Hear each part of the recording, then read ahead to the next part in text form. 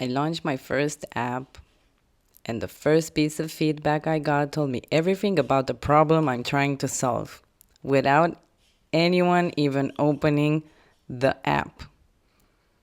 Let me explain.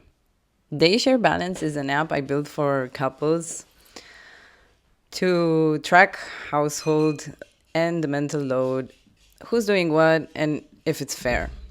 The mental load is the invisible work, the planning, the remembering, the noticing.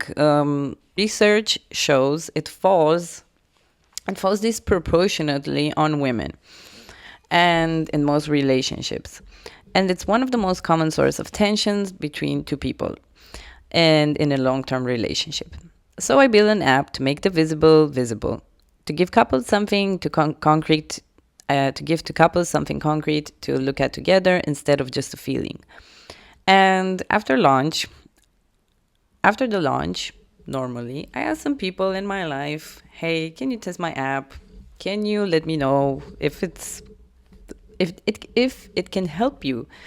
And these were real people, real couples, real people that I know. And here's what I expected: that they download it, they try it for a week, give me feedback on the features. Give me some feedback on the features, please. And here's what's actually happened. Not one couple, but multiple couples, same pattern every time. The women wanted to try, the men didn't want to download it.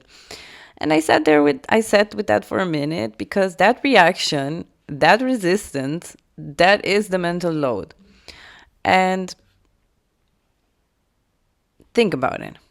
The mental load is the invisible labor of managing a household. The person carrying it is aware of it every single day.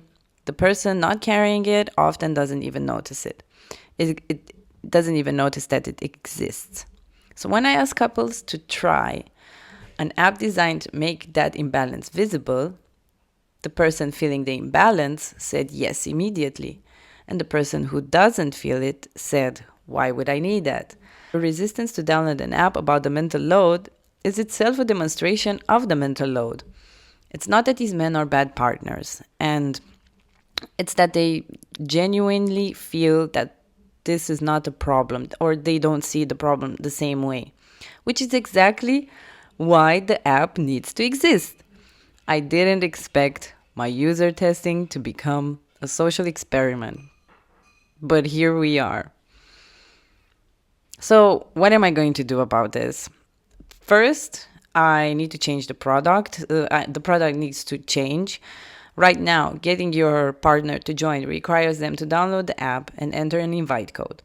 That's 2 steps of friction for someone who wasn't sure they wanted to engage in the first place.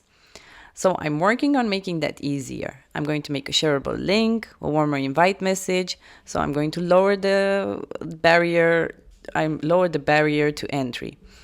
Because the goal isn't to force anyone to use an app, it's to make it easy enough that the conversation can start. And second, the marketing needs to acknowledge this. So I'm not just building for the person who feels the imbalance, I'm building for the conversation between two people who see their household differently.